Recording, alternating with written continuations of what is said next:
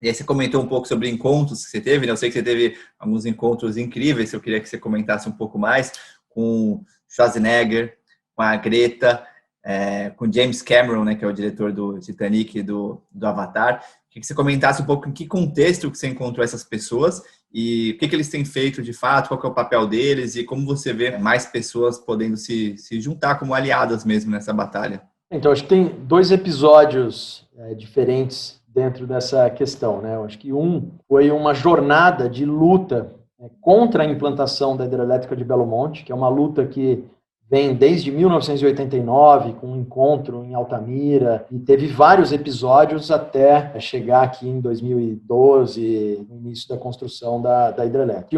Esse é um episódio muito de mostrar que esse modelo de desenvolvimento não pode continuar dessa maneira, que está errado, né, e que vai acabar com o planeta. E teve um outro episódio que foi bem mais recente, não foi com a Greta, mas foram com algumas das meninas do Friday for Futures, meninas e meninos.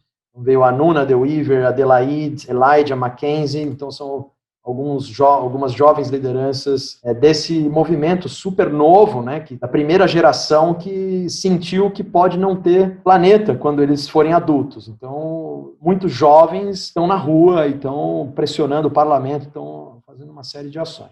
Mas vamos lá, acho que do primeiro, né, a gente teve aqui Belo Monte, talvez seja um dos símbolos maiores da briga contra grandes empreendimentos na Amazônia. Né? Em 1989, ainda na ditadura militar, o governo militar queria implantar um complexo de 7 barragens no Xingu. Quando os índios perceberam esse projeto, e principalmente os Kayapó, que são índios bem guerreiros, eles falaram, cara, nós vamos fazer uma reunião, isso daí não pode acontecer. Então, os índios Kayapó puxaram um encontro, que foi aqui na cidade de Altamira, né, em 1989.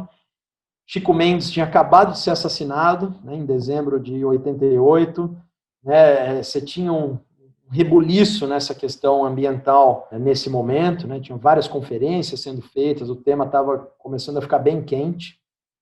2 anos depois, você teve a famosa Eco 92, né, só para localizar na história o que foi esse encontro de 89. E os Kayapós chamaram uma reunião aqui em Altamira. E tinha uma comoção tão grande, mandaram cartas na época, pessoas que depois fundaram o Instituto Socioambiental, como Beto Ricardo, Márcio Santilli, André Vilas Boas, participaram, né, do apoio aos Kayapó na organização desse encontro, e mandaram cartas e tal, e teve uma resposta incrível. Então, juntou em Altamira jornalistas do mundo inteiro, ativistas do mundo inteiro, atores, atrizes, cantores. Então, tipo, o Sting veio para Altamira nesse encontro, conheceu o Cacique Raoni, e a partir desse encontro eles saíram numa jornada pelo mundo para conscientizar as pessoas, né, sobre a importância da Amazônia. E aí tem vários capítulos da história garantia dos direitos indígenas e de demarcação de terras indígenas que tiveram uma gênese nesse encontro de 1989. Né? Então, isso tem uma cena muito famosa da Índia Tuíra,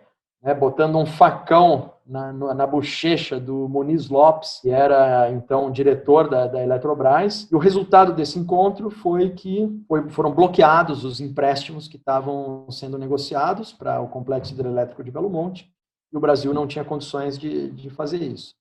Não teve condições. Então, teve outras tentativas depois, mais fracas, né, no governo Fernando Henrique e tal, mas que não foi para frente. E foi justamente num governo de esquerda, né, do governo Lula, que esse projeto voltou à tona com tudo. Então, o PT, acho que fez várias coisas legais, né, para melhorar, né, os índices de inclusão, tirar muita gente da miséria, com Bolsa Família, com ampliação do acesso à educação e tal. Mas na Amazônia teve um momento de ampliação de muitas unidades de conservação, principalmente quando a Marina Silva estava como ministra, mas logo depois, na transição do primeiro para o segundo mandato do Lula, você teve uma pressão muito grande para saírem essas obras e teve um processo de cooptação de lideranças aqui. E a gente entrou numa briga muito forte contra essa barragem e acabou atraindo muita gente, né? Acho que muitas organizações nacionais e internacionais trouxeram, né, apoiadores. Então, na época, tinha um grupo de atores da Globo que gravou um vídeo, né, contra Belo Monte, viralizou na internet, foi um dos vídeos mais assistidos. Então, Sérgio Maroni e a Maria Paula foram pessoas que lideraram isso, mas estavam Murilo Benício e outros atores. Parte deles vieram para cá, fizeram essa viagem no Xingu. Foi um ano que lançou o Avatar, do James Cameron. Então, quando eu vi esse filme, eu falei, cara, isso está acontecendo no Xingu, né? E não fui só eu que tive essa ideia, né? Um outro parceiro nosso chamado Amazon Watch, a Atossa, que era a diretora executiva, teve essa mesma sensação e num encontro que ela teve com James Cameron, falou, cara, seu filme está acontecendo no Xingu, quer ir lá ver? Ela falou essa frase, ele falou, pô, me dá seu contato. Um tempo depois ele entrou em contato com a Atossa e a Atossa me ligou aqui e falou, cara, James Cameron quer ir para Altamira. Vamos engrossar esse movimento? Eu falei, cara, vamos. Então, tinha acabado de lançar o Avatar, imagina o sucesso de bilheteria que foi, uma conexão total. Então, o James Cameron veio para cá e a gente estava com muita dificuldade de conseguir recursos para atender um pedido dos índios de fazer uma grande reunião de lideranças aqui na região, né? A gente está falando de uma área de mais de 10 milhões de hectares, mais de 1.500 quilômetros de rios com populações dispersas. Então, imagina juntar lideranças dessa territorialidade. E quando o Cameron falou, quero ir, a gente falou, putz, a gente precisa fazer uma reunião com os indígenas, assim, assim, assim. Você topa bancar? Falou, topo. Então, a gente juntou o útil ao agradável, né? Então, a gente conseguiu viabilizar essa reunião de lideranças, que foi na Volta Grande do Xingu, numa aldeia chamada Terruangã, que é na frente dos Yujá, do povo Arara, da Volta Grande.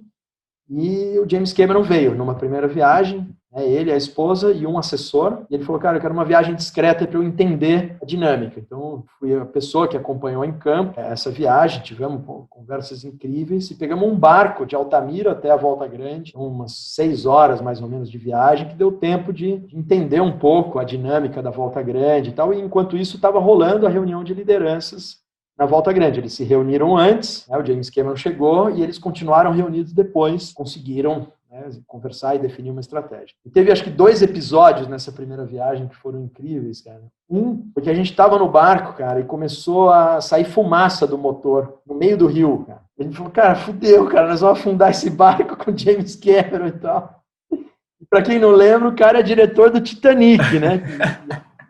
Um clichê, quase um clichê. Clichê total. E a esposa é neta da Suzy, que é a protagonista do Titanic. Cara.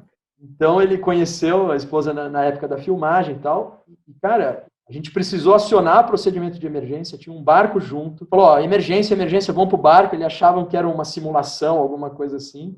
Mas enquanto a gente ia para a voadeira, o piloto do barco jogou o barco para a margem do rio, para a gente não afundar no meio do rio, e parou o motor. Então, o barco quase afundou. A hora que a gente viu o que tinha acontecido, tinha uma mangueira de refrigeração do motor que tinha soltado, e um motor de refrigeração à água, então estava puxando a água do rio e jogando no convés do barco, chegou no motor e a fumaça era do contato da água com o motor. Deu um puta susto. No final, todo mundo se envolveu, tiramos a água do fundo do barco e tal, trocou o óleo e seguimos viagem. E o Cameron falou, cara, eu já afundei muito barco pequeno, entendeu? Na filmagem do Titanic, mas essa foi a primeira vez que eu quase afundei junto com o barco. Vivendo na pele. Esse episódio foi incrível. Quando a gente chegou na aldeia, cara, também tinha... Uma meia hora antes da gente chegar, tinha atravessado um bando de porco selvagem, fechada, né? E, cara, tinha muitos indígenas ali. E essa para eles, foi um presente, né? E os caras mataram, sei lá, uns 4, 5 porcos, né? E eles estavam acabando de limpar, então tinha aquele monte de tripa de porco e não sei o quê. Então o barco chegou e olhou aquela cena dantesca, assim, cara. O cara falou, uau, cara, que choque, né? É real muitas mesmo. vezes as pessoas de fora têm aquela visão do índio, né, que quase não mexe na natureza. E não, né? As populações indígenas têm uma interação, se alimentam da natureza, mas também plantam, né, manejam os animais. Então, onde tem indígena tem animal, porque manejo constante, inclusive para alimentação.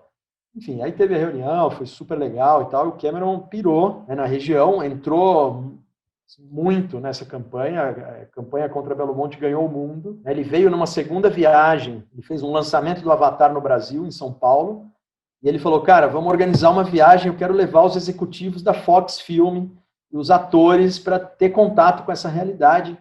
Cara, bota eles para dormir em rede, vamos fazer... Quero que eles sintam essa realidade de fato. E a gente fez uma segunda viagem para o Rio Bacajá, que veio a Sigourney Weaver, veio o Joe Moore, veio uma equipe assim, de altos executivos da Fox Film. Então, tinha umas 40 pessoas nessa viagem.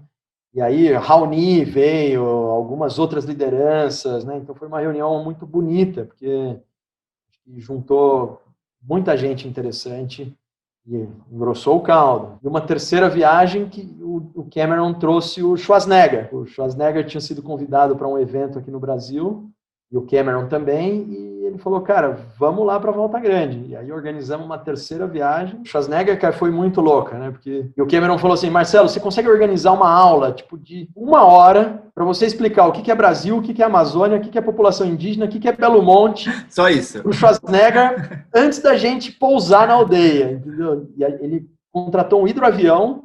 Tipo, eles vieram no avião, pousaram em Altamira, a gente trocou de avião, fizemos um voo de 1 hora, fiz um roteiro, passando, né, por Belo Monte, passando por áreas bem degradadas, cruzando uma fronteira de uma terra indígena para ver essa diferença, né, da importância da terra indígena para bloquear essas invasões e essa degradação da floresta, e fui falando, né, montei um texto, e aí pousamos com o hidroavião na aldeia, e aí estava rolando uma reunião com várias lideranças e tal, com pesquisadores, né? Então lembro, né, do Terence Turner, que faleceu, né, um grande antropólogo caiapó, estava, acho que Philip Fernstein, um grande estudioso aí de barragens. E o Schwarzenegger, nessa ocasião, tipo, eu lembro de um puta aprendizado com ele. Era muito rápido, né? Você pensa que o cara é meio devagarzão, assim, o jeito dele andar e falar, parece um cara meio bobo, né? Mas nada disso. E ele ouvindo todos os argumentos, assim, ele trouxe uma coisa muito interessante, que ele falou o seguinte, ele falou, puta, cara, agora eu tô entendendo o que está acontecendo aqui. E minha humilde opinião é que vocês têm muito argumento técnico, mas a briga não está no nível técnico. Né? Eu vou fazer um paralelo com os Estados Unidos. Tipo, na Califórnia, eu tentei conseguir implementar uma agenda de energia limpa, mas a minha grande barreira não era uma barreira técnica, era uma barreira política, porque no meu país, eu estava falando dos Estados Unidos, a corrupção acontece a partir do petróleo. O que eu estou entendendo aqui no Brasil é que a corrupção acontece a partir das grandes obras no Brasil. Então, Belo Monte, não importa se tem viabilidade técnica ou não, o que importa é construir a maior obra possível, porque a partir daí você consegue, né, tirar a grana para irrigar a política. E, cara, isso daí me marcou tanto, e depois, começaram a surgir esses escândalos, né, da Lava Jato, e hoje ainda está, né, em investigação a quantidade de recursos que foi desviada por Belo Monte. E a gente está vendo aqui a ineficiência, né, energética da usina, né, os impactos que causaram, né, toda a promessa que tinha de melhoria da qualidade de vida na região não se concretizou. Né, é uma lástima que aconteceu aqui e o que tem acontecido em algumas outras regiões amazônicas com esse modelo colonial, né, de tirar recurso natural, de fazer grandes obras para tirar grana, para irrigar, sistema de corrupção.